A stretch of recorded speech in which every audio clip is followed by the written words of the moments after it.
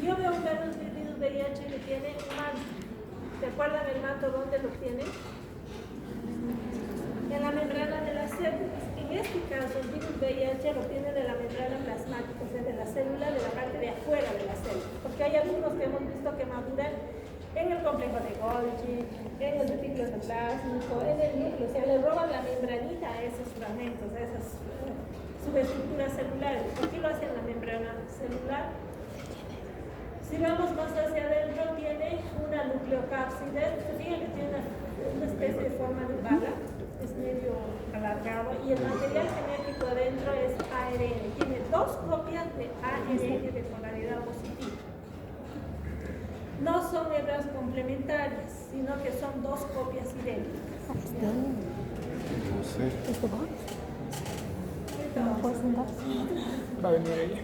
Ya, ahorita. Es interesante, si algún día pueden leer este artículo, el 2006 en Science, hay muchas teorías sobre el origen del VIH en el abuelo, que estaba fabricado en laboratorio, que estaba primero en los animales. Entonces, este es un artículo bien interesante donde recopilan la información o los datos científicos para ver cuál ha sido el posible origen. Todos, o sea, la mayoría de las evidencias apuntan a que actualmente en el ser humano hay infección por este virus, y en este virus se diferencian genotipos. En realidad ya hay 4 genotipos. Le pusieron el nombre del genotipo mayor, el no mayor y el ausiliar que le llaman. Entonces, cuando vieron esto, vieron la estructura, vieron las evidencias, encontraron que el posible origen definitivamente es animal. Han tratado de establecer cuáles son los intermediarios. Si ustedes se dan cuenta, hay 3 hipótesis de cómo ha podido evolucionar y ha pasado este virus de origen animal y se ha adaptado y tiene lo mismo por el ser humano. Entonces, algunos dicen que hay un solo intermediario que se ha adaptado a los chimpancés, y a partir de los chimpancés en un momento dado se contagió el ser humano. ¿De qué forma? Hay muchas hipótesis, hay muchas descripciones, desde contacto sexual con animales hasta el consumo de los alimentos a partir de los animales, o sea, al haberse comido a los chimpancés en algún momento de la historia. Hay otros que afirman que probablemente hay un intermediario y este recién se adaptó a los chimpancés y ahí pasó al ser humano. Puede haber sido un intermediario único y a partir de eso evolucionó para diferenciar los tres, ¿se fijan? Y hay otros que apuntan a que hay un intermediario desconocido, se adaptó a los chimpancés, pero de manera diferente. Y a partir de estos hubo una adaptación individual para la observación de los fenotipos que conocemos hoy en día. Es bonito el artículo, ¿no? Para que lean de las evidencias científicas, porque se ha hablado mucho desde que se ha diseñado el virus en un laboratorio hasta las cosas más chistosas, digamos, pero esta es una evidencia científica de lo que se sabe hoy en día. Vamos a conocerlo mejor entonces a este virus. Si ustedes, ¿qué hemos dicho? Es un virus con manto, o sea que tiene una membrana. Acuérdense que en la membrana hay proteínas que están insertas a la membrana. La membrana viene de la célula humana, pero las proteínas están codificadas por el genoma de este virus. Tiene una cápside, tiene una nucleocápside. Si ustedes se fijan, tiene toda una estructura proteica. ¿Y qué ha hecho el ser humano? Ha ido describiendo cada una de las proteínas. Las proteínas que están en la membrana, las proteínas que forman parte de la cápside, de la nucleocápside. Tiene su información genética que hemos dicho que son ARN, polaridad positiva, pero tiene 2 copias. Y junto con esta tiene otras enzimas que son transcriptasas, integrasas y proteasas. Se van a acordar de ese tema, porque ya vamos a ver la función que tiene. Entonces, miren qué interesante. Hoy en día ya han descrito cada una de las proteínas que forman parte de la estructura del virus. Sabemos, por ejemplo, que en la envoltura o en el manto salen estas proteínas que son la que está anclada a la membrana, que es la GP41, y la que está expuesta es la GP120. Esas son las que están más expuestas. Y esas son fundamentales, ¿por qué? Porque son las que permiten la unión del virus con la célula huésped.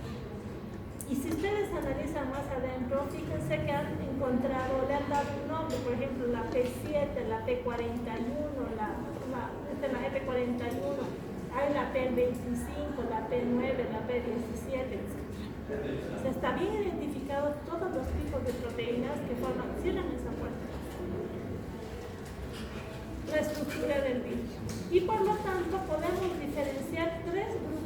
proteínas. Ustedes analizan esta diapositiva. Las proteínas IMS que vienen de envoltura, ¿cuáles van a ser? La GP31 y la GP120. Hay otras que forman parte de la estructura que es la cápsula, que son, le han puesto el nombre de GAC. ¿Cuáles van a ser? Todo lo que está en bloque, todas las P's, P9, P7, P25. Y vamos a tener las proteínas pool, que están con rojo, se los he puesto con rojo, que son las polimerases, o sea, las enzimas que tienen. Son diferentes, ¿no es cierto? El virus tiene una envoltura, tiene proteínas afuera, que son las proteínas M. Adentro tiene una cápsula con toda la diferenciación de proteínas y nucleocápsidas, esas son las proteínas GAC. Y las enzimas que están generalmente junto al material genético son las POL. ¿Cuáles son las proteínas que tienen actividad enzimática? Una de ellas ya hemos mencionado, transcriptasa inversa o reversa, la integrasa y las proteasas. Los tipos de VIH, ya saben, hoy en día describimos solamente el 1, el 2. El 2 está más restringido a algunas áreas geográficas en el mundo, está más en África Occidental, las estadísticas son mucho más bajas. La que sí está distribuida por todo el mundo es el VIH tipo 1. Los genotipos, de acuerdo al estudio filogenético, los genotipos son los 4 que habíamos visto, ¿no? El Mayer, el Don Mayer, el Doppler, y actualmente está descrito el P, y además se han encontrado subtipos en cada uno de estos. Una característica fundamental de este virus es la variabilidad que tiene. ¿Qué fenotipos biológicos hay? Genotipos, ¿cuáles habían sido? 4, ¿no es cierto? M, N, O y P. Pero además hay fenotipos. ¿Qué significa?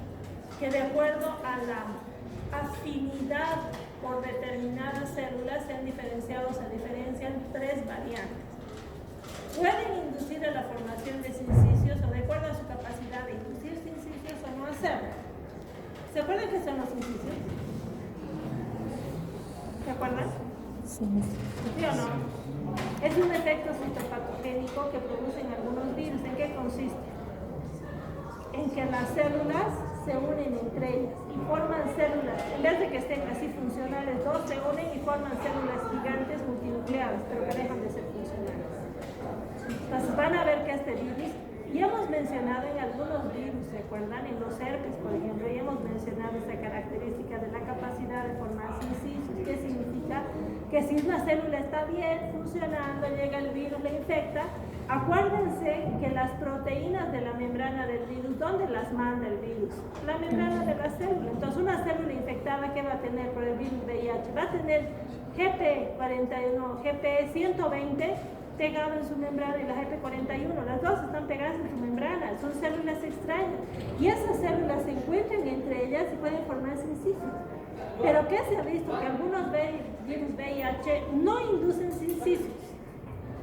Y son de dos tipos esas, las que van a tener baja capacidad de replicación o las que no inducen sincicios pero tienen una alta capacidad de replicación. Pero hay otras variantes fenotípicas que de hecho van a lograr la formación o la inducción de sincicios, ¿se entienden? Entonces les estoy hablando nada más ahorita de cómo se clasifican de la forma más sencillita. Desde el punto de vista genético se han visto genotipos, que son los 4 con todas sus variantes porque hay muchos subtipos. Y desde el punto de vista fenotípico, de acuerdo a las manifestaciones que tiene y de acuerdo a su tropismo, vamos a ver 3 variantes. Dos que no inducen sincicios, pero que están asociadas con una baja replicación o alta capacidad de replicación. Y las variantes de virus que sí son capaces de inducir la formación de sincicios. Algo que es importante. Este virus es resistente, no es resistente. Bueno, es un virus con manto. ¿Qué habíamos dicho de los virus con manto? Son más lábiles, ¿no es cierto? Entonces, ¿qué pueden utilizar ustedes para eliminar el virus, para evitar la transmisión de eso? Especialmente si estamos hablando con personal de salud que va a manejar pacientes que tienen fluidos, como por ejemplo, o la sangre que está infectada con el virus, ¿qué se puede emplear para la eliminación de eso? Hasta alcohol podemos emplear. Ustedes fíjense, lavandina, etanol, isopropanol, formaldehído, peróxido de hidrógeno, puede eliminar la viabilidad si mantenemos con esto por menos unos 10 minutos. Agarran la lavandina y pueden inactivar los virus si tenemos un fluido biológico, por ejemplo. Podemos eliminarlos en líquidos por calentamiento a temperaturas no muy altas, pero por tiempos prolongados, 1, 2, hasta 3 días. Y ese es el ciclo de vida del virus VIH. Una vez que un individuo se ha infectado, ustedes saben que el virus necesita primero adherirse. Es el ciclo de replicación que hemos visto en los virus en general. Ya les he mencionado ya algo de esto. Necesita adherirse. Para adherirse, ¿qué necesita este virus? Alguien que reconozca al GP120. Porque si no hay nadie que lo reconozca, no va a poder entrar a la célula. Esta es la etapa de absorción. Después de eso, necesita... ¿qué necesitan los receptores? O sea, en la membrana del huésped tienen que estar receptores como por ejemplo el CD4. ¿Y quién tiene el CD4? Los linfocitos T su marcador es la molécula CD4, la proteína CD4 que está ubicada en la superficie de su membrana, ¿no es cierto? Ya vamos a ver qué hay con receptores. Una vez que se ha adherido, va a ingresar, va a haber una decapsilación y se va a liberar el ARN. Pero como tiene el ARN va a llegar hasta el núcleo y como tiene una transcriptasa inversa, ¿qué va a hacer? Va a fabricar ADN a partir del ARN, ¿no es cierto? Y como tiene una integrasa, ¿qué va a hacer? Ese pedazo de ADN lo va a insertar al cromosoma del huésped. Bien interesante, ¿no? Llega, abre, libera el ARN. Tiene su enzima la transcriptasa reversa, la convierte en ADN y tiene, ¿se acuerdan de las cómo son las POL? Las proteínas POL, ¿cuál eran? Transcriptasa reversa, integrasa y proteasas. Entonces, ¿qué hace la transcriptasa reversa? Fabrica una copia de ADN. ¿Qué hace la integrasa? Está la célula humana, está el núcleo, imagínense, corta y pega el material genético. ¿Eso qué significa? Que un paciente cuando se infectó con VIH va a vivir con el VIH toda su vida. ¿Cómo podemos curar a ese paciente si el material genético del virus está inserto en el material genético del huésped, en el medio del ADN de las células del huésped, de las células que ha infectado?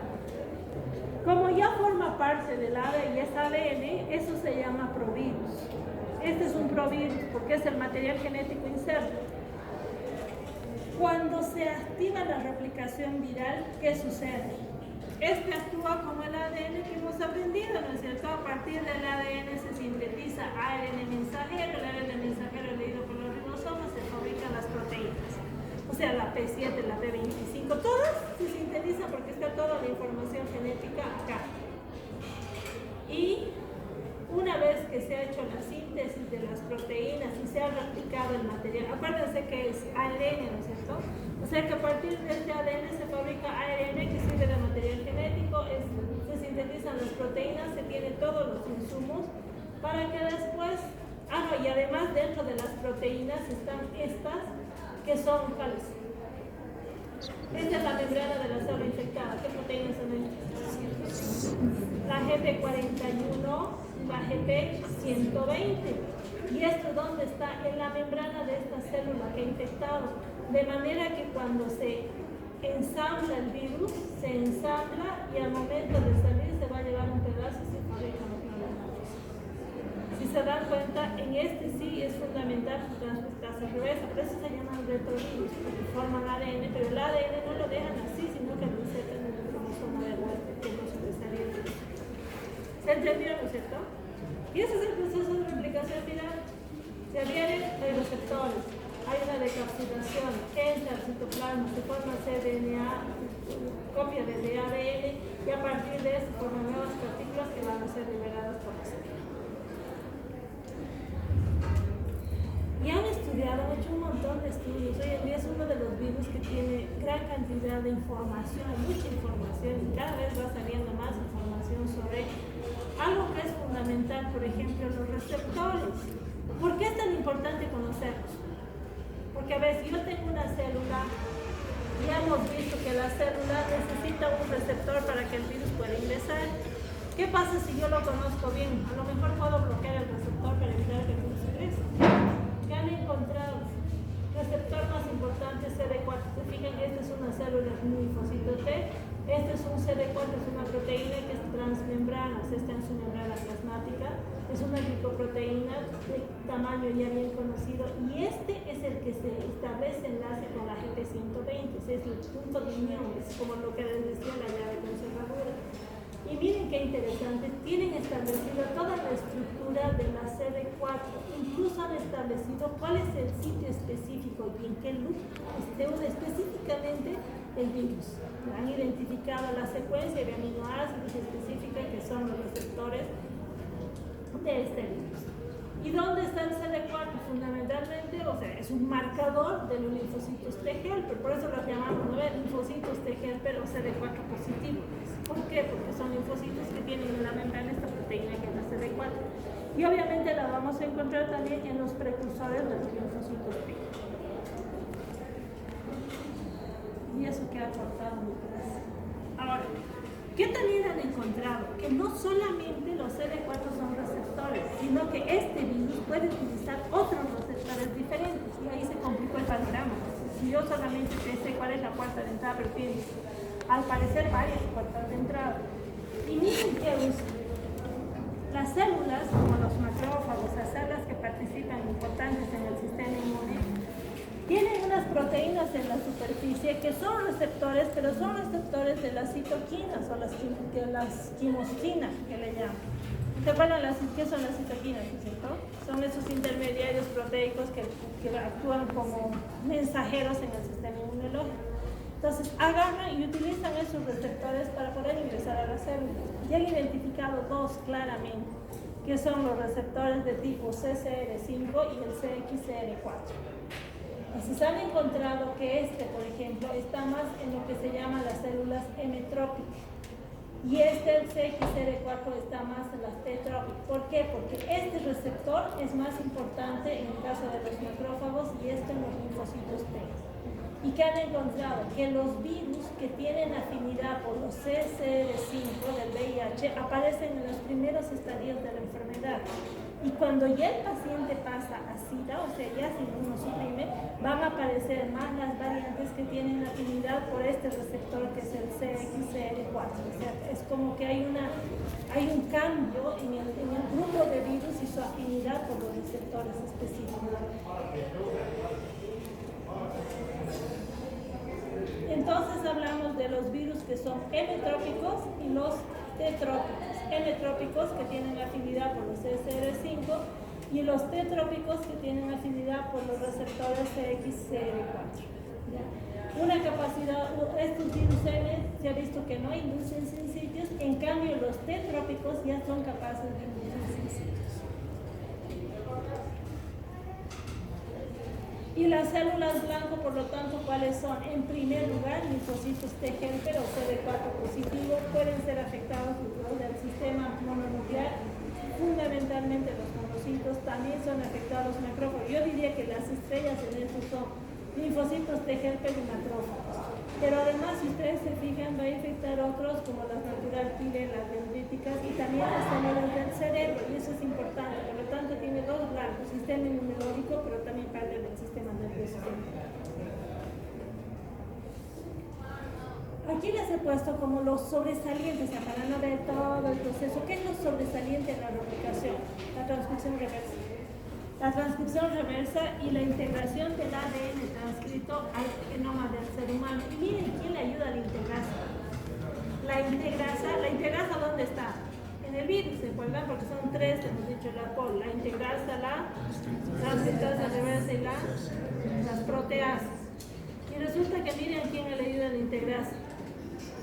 Es un factor de crecimiento derivado del epitelio, o sea, parte de la misma célula le colabora para que integre su material genético.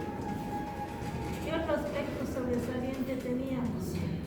Otra cosa interesante durante el proceso de replicación del virus es esto. El genoma del virus, ¿qué tiene? Fíjense, este ya es el genoma integrado. Este es el ADN humano. El genoma del virus tiene dos secuencias, flanquea dos secuencias que son repetidas, invertidas, se llama. Los genes que codifican GAG, ¿qué eran las GAG? La P25, la P100, o sea, todo lo que forma parte de la estructura de la cápsula, ¿no es cierto?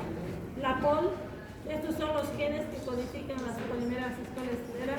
Las tres, la integrasa, la fosfatasa y proteasa. Y la ENF, y están incluso todas los genes que codifican están como en grupos, las que codifican las POL, las GAG y las ENF.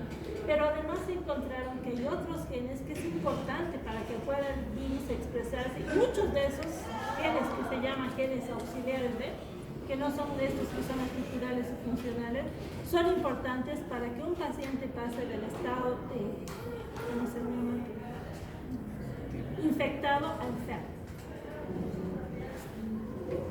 Cosas interesantes en su replicación, a ver, fíjense, por ejemplo, cuando se sintetizan las proteínas ¿estas cuáles son?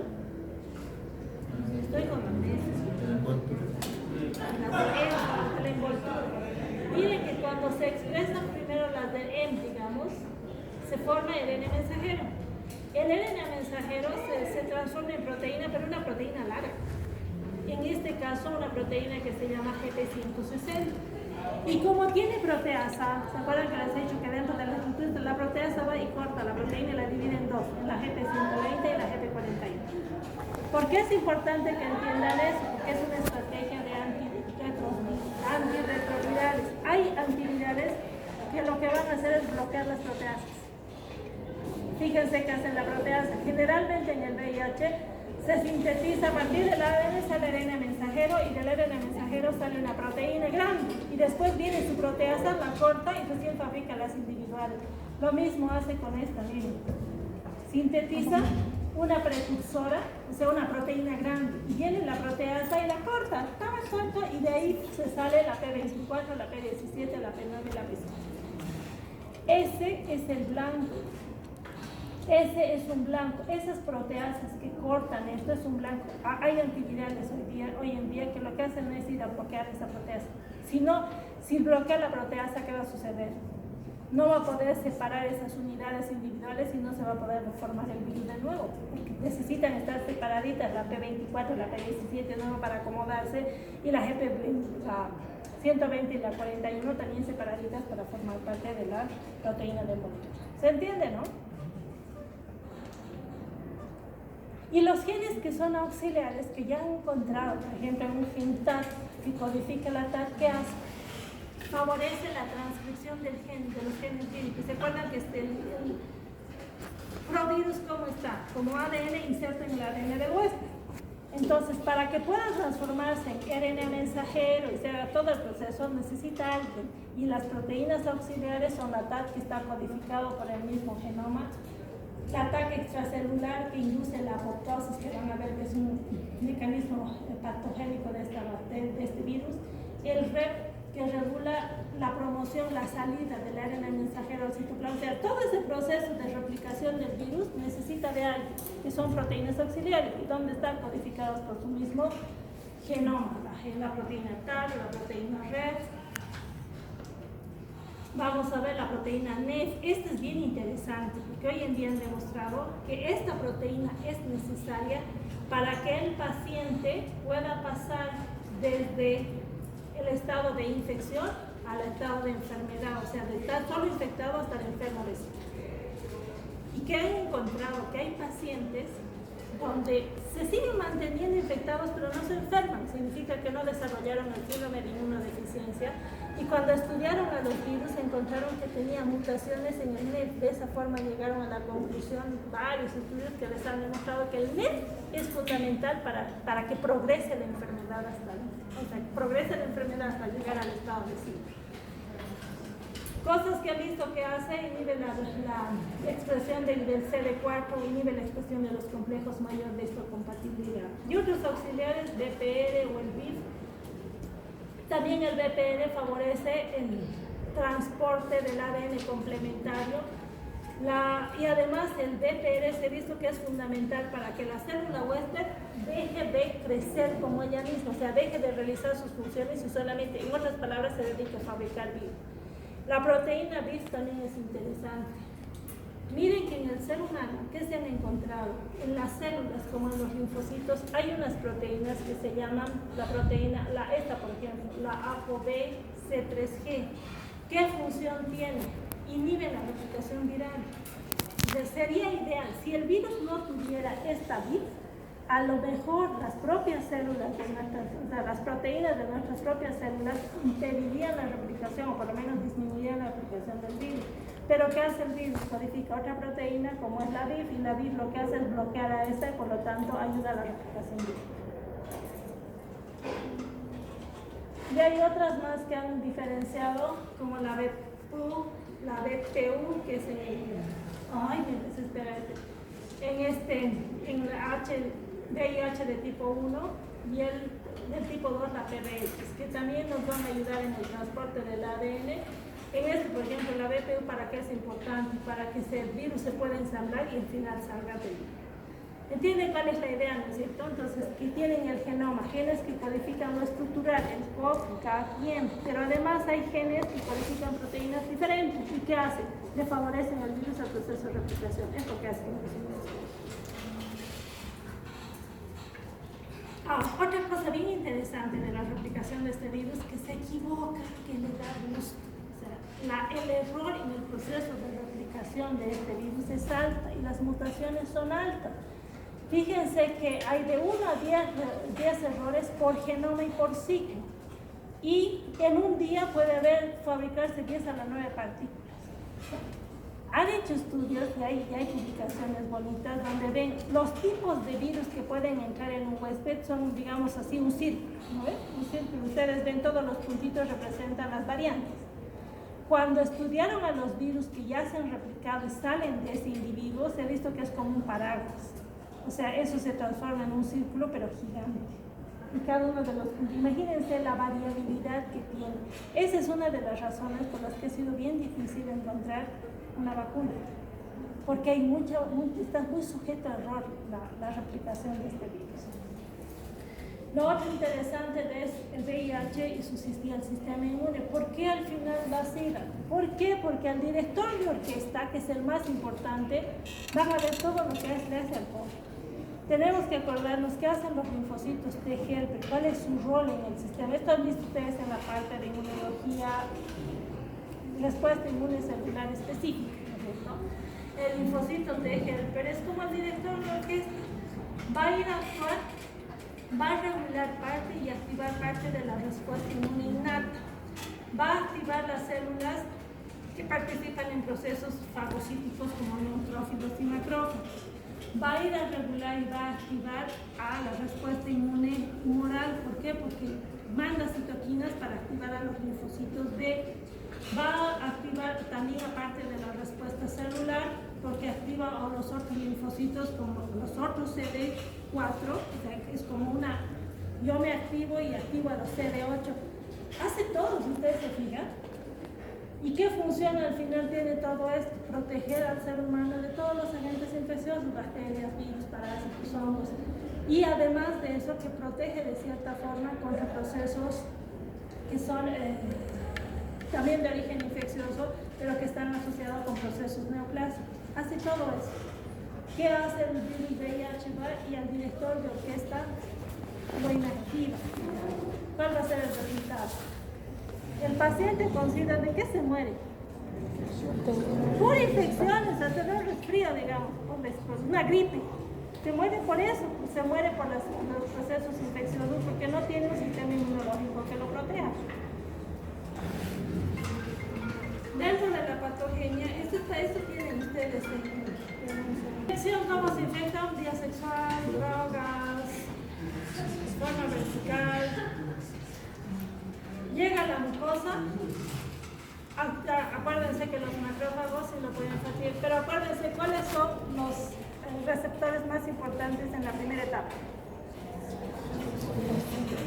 Los macrófagos que tienen receptores CCR5 son los primeros que tienen la primera etapa. Se van a ir a multiplicar y después va a producir un síndrome agudo por el VIH, va a haber viremia. Puede mantenerse durante un tiempo asintomático, esto ya les voy a mostrar el supuesto tengo otra diapositiva donde vemos cómo se llama, evolución clínica. Puede producir linfadenopatía persistente y después de eso recién se ha encontrado que los virus van a estar, mayor cantidad de virus que tienen afinidad por las células con receptores CXCR4. Y es a partir de eso que seguimos la viremia que va a producir. Esta es una prima infección, este va a ser un estado asintomático y este va a ser la enfermedad como tal, que es la aparición de una inmunosupresión y la inmunodeficiencia grave, la demencia y tenemos indeterminación. Más o menos seguimos la lógica, ¿no? Lo que quiero mostrarles ahí, cuáles son los blancos y la importancia que han encontrado en los receptores del proceso. Ahora, ¿qué hemos dicho? Que va a alterar una célula blanca que es fundamental, que es el linfocito T-CD4. Miren lo que hace. Hay respuesta inmune, ¿saben? Han encontrado, hay respuesta inmune humoral y hay respuesta inmune de tipo celular, pero no es suficiente para eliminar el microorganismo, más bien favorece la detección de los linfocitos T. Voy a mostrar esto.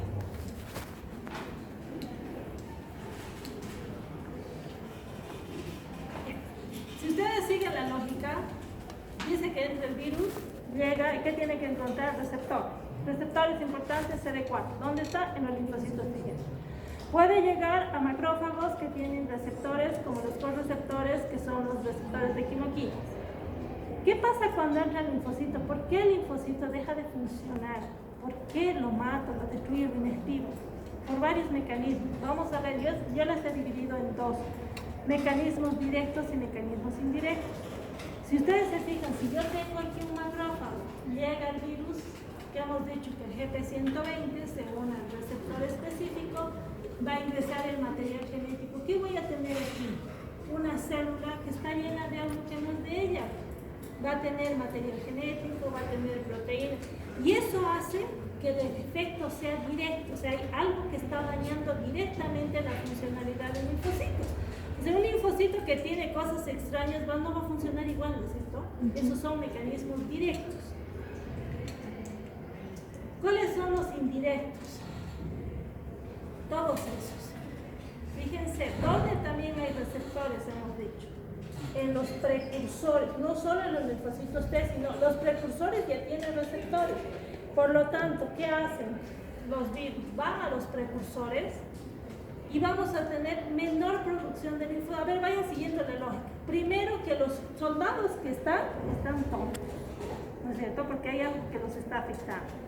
Necesitan refuerzos, necesitan más linfocitos T, pero resulta que las bases también han sido afectadas y por lo tanto hay menor producción de linfocitos T. Como si eso fuera poco, ¿qué más hace? Que ya hemos mencionado que los virus que tienen la capacidad de inducirse en sitios, que es ya cuando ya está evolucionando enfermedad, ¿qué van a lograr? Que las células, o sea, imagínense, el soldado está tonto. Soldados no llegan porque también han afectado a los prosoldados, si ustedes quieren. Y los que van quedando, algunos se unen unos con otros, se forman células gigantes que tampoco son funcionales. Y a eso súmenle que el resto del sistema inmunológico reconoce estas células, por eso les he dibujado aquí, infectadas como extrañas. ¿Por qué? Porque tienen esto. ¿Qué son estos? La GT120 y la GT41. Entonces, el sistema inmunológico, ¿qué hace? Los linfocitos reconocen y van a formar también anticuerpos contra estas células. Y además, esos anticuerpos van a mediar la citotoxicidad mediada por anticuerpos. O sea, son reconocidas por estas células fagocíticas que las encuentran y mediado por anticuerpos las destruyen. O los linfocitos T citotóxicos, o sea, sus vecinos de ahí, sus otros camaradas, que son los CD8 positivos, ¿qué van a hacer? Los van a encontrar tan extraños que van a ir, les van a hacer huecos, perforaciones y los van a destruir. Pobrecitos linfocitos T, ¿no es cierto? Primero, que están opas, no pueden hacer nada. Segundo, no reciben refuerzos. Tercero, ya hermano, ¿qué vamos a hacer? Se unen y no dejan de ser funcionales, esos son los principios. Y además vienen los otros que son sus camaradas y como son tan extraños, empiezan a matarlos. ¿Cuál va a ser el resultado final? Los linfocitos T se van a ir a pico, o sea, la concentración de linfocitos va a bajar. Y como si eso fuera poco, inducen muerte celular programada. O sea, los pocos que van quedando se suicidan. Porque esa es la apoptosis, que en realidad le llaman una piroptosis, que está asociado a lo que es un proceso de suicidio celular desde el punto de vista inmunológico. Entonces, además de eso, los que quedan se suicidan y ¿qué va quedando? Cada vez menor cantidad de linfocitos T helper. ¿Y qué hacen ellos? Regulan todo ese fenómeno. Ese es el problema y al final se da todo. ¿Quedó claro, no es cierto? Todo eso que hemos mencionado es la patología. Ahora, si hablamos de la enfermedad es una, síndrome de inmunodeficiencia adquirida. Sin embargo, desde el punto de vista clínico, vamos a ver 3 estadios. Uno que se llama la primoinfección, la fase asintomática y la fase clínica. Primoinfección, ¿cuál es? Un individuo que nunca entró en contacto con el virus, va a adquirir el virus y van a pasar unas semanas. Y hay manifestaciones clínicas. Después de unas semanas, el paciente empieza con un estado gripal, con un estado como una mononucleosis infecciosa. ¿Qué tiene? Faringitis, ¿qué más? Sí. Cansancio, la fatiga, esplenomegalia, triada. Faringitis, linfadenopatía, la triada es la faringitis, linfadenopatía y esplenomegalia, asociada con, o sea, grave, ¿no? O un estado que parece gripal. Pero después de eso pasan esos signos y síntomas y el paciente pasó a la siguiente fase, que es la asintomática. ¿Cuánto tiempo dura para ellos? Puede variar años, pueden estar años los pacientes así. No tienen manifestaciones clínicas, pero ¿qué tienen? El virus dentro, el virus con su ADN integrado a sus células, al genoma de sus células, y hay replicación viral, se ha visto, pero baja. Y la cantidad de linfocitos va bajando, poquito a poco, pero lento, y no es sintomático. O sea, uno ve, parece una persona normal, inmunocompetente, pero algo está sucediendo con el sistema inmunológico. Hasta que va a terminar en la tercera fase, que es la fase clínica, que es ya la aparición de la enfermedad, es cuando ya hay inmunosupresión. O sea, los linfocitos cayeron por debajo de 200, ya no hay ejército, y ese paciente empieza a adquirir las infecciones que al final son los que terminan con el paciente. ¿Entienden? ¿No? Y eso está asociado con lo que hemos mencionado. Esta encontré, pero saben que después vi esta que tenemos en Murray y esta está mucho más bonita y completa. ¿Cuál es la evolución cronológica de los estadios? Que hemos dicho que son 3 estadios. La infección inicial, que es la infección aguda. Tenemos el periodo asintomático y la enfermedad como tal, que son el estadio 1, 2 y 3. Fíjense, a tiempo 0 y aquí han puesto la concentración de los linfocitos TCD4. ¿Cuál es la concentración normal de linfocitos TCD4 en un adulto?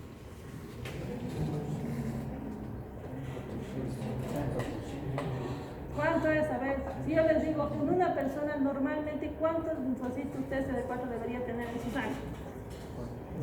Vean la diapositiva, pues, ¿de qué parten? Ahí están partiendo de un individuo normal. ¿Cuánto tiene? 1000. No, 1100. 1000 más menos 200, porque no siempre tenemos todo la 1000, ¿no es cierto? Valores de referencia, entre 800 a 1200 es lo normal. 800 a 1200 linfocitos TCD4 positivos por milímetro cúbico de sangre de una persona. Ahí partimos por eso con esto, ¿sí? Si una persona se infecta, miren lo primero que va a aparecer. ¿De qué hemos dicho? Que el paciente tiene un cuadro clínico inicial que asemeja una mononucleosis, un estado gripal, fatiga, cansancio, fiebre, una posible faringitis. ¿Y eso por qué es? Porque los virus al principio se multiplican.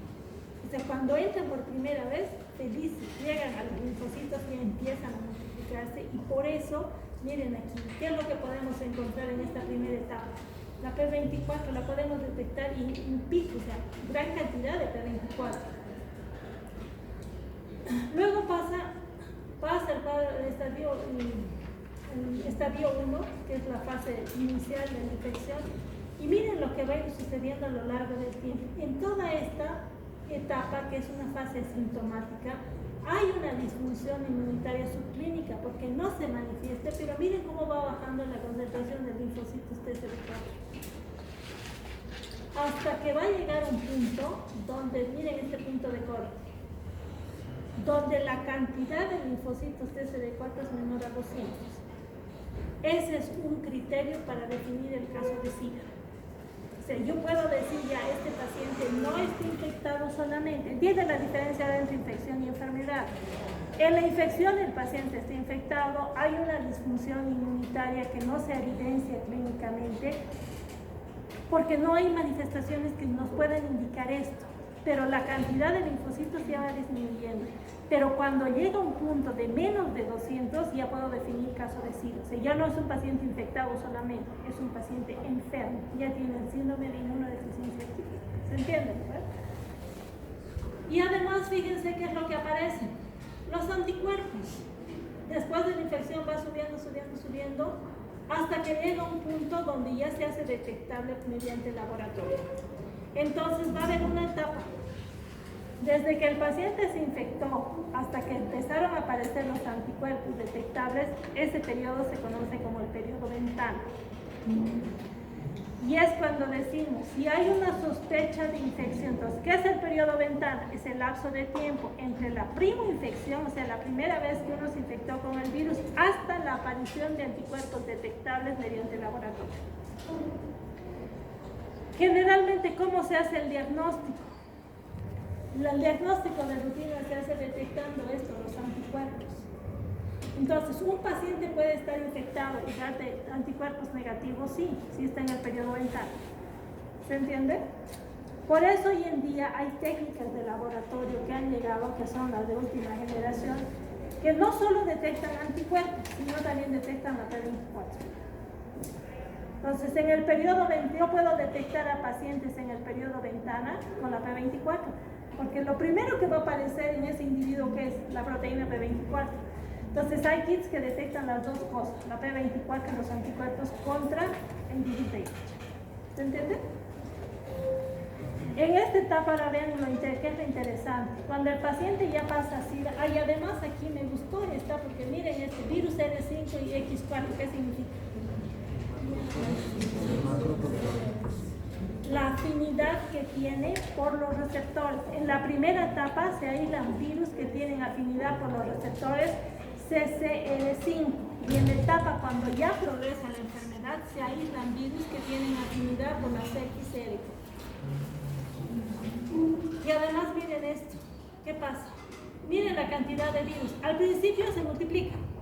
Durante esta fase asintomática hay una replicación, pero es bajita.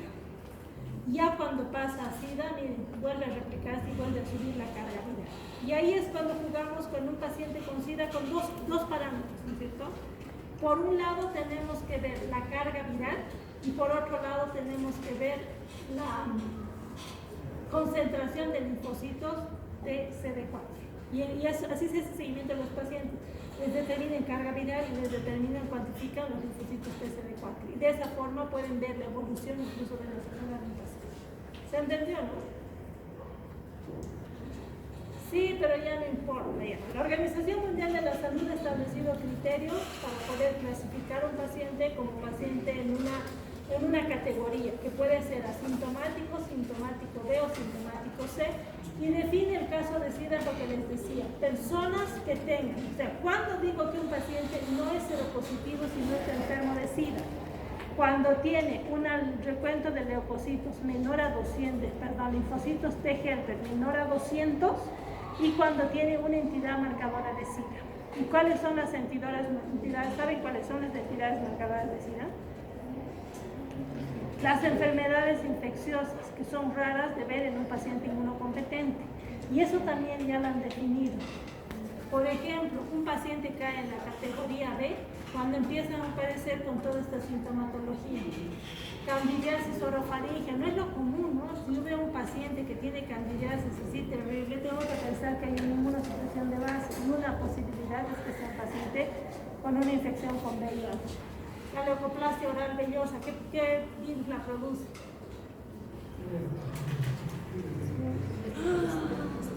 Epstein-Barr virus, que era leucoplasia oral filosa, que más producía cáncer, está asociado con neoplástica, carcinoma nasofaríngeo, etc.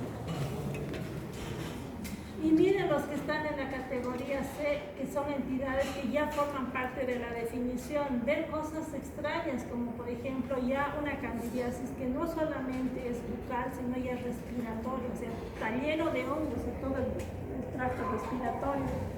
Cáncer cervical invasivo, un linfoma de Burkitt que está producido también por Epstein-Barr virus, una neumonía, este es clásico, una neumonía producida por Pneumocystis jirovecii, o el famoso sarcoma de Kaposi. ¿Por qué es producido sarcoma de Kaposi? Por virus herpes simple tipo 8. Toxoplasmosis cerebral, síndrome de pérdida de peso, pacientes que no saben por qué de pronto empiezan a perder rápidamente peso. Está asociado también con una entidad marcada. Clarito, ¿no es cierto? Diagnóstico ya hemos visto. ¿Cómo se hace el diagnóstico entonces? O detecto el virus, o las proteínas del virus, o detecto los anticuerpos. Son los métodos de detección directo o indirecto. ¿Qué es lo que hacemos? ¿Qué es lo que hacemos cuando se han hecho alguna vez la prueba? ¿Con inmunocromatografía? Ahorita les voy a mostrar, son unos test súper rápidos. Se pinchan el dedito, le ponen una gotita de sangre, corren una almohadita y les dice positivo o negativo. Entonces, ¿qué es lo que detectamos ahí? La mayoría de esas pruebas detectan anticuerpos. Entonces, generalmente estas pruebas de detección de anticuerpos son altamente sensibles, y más las de inmunocromatografía, de las últimas que han aparecido, son sensibles. ¿Eso qué significa?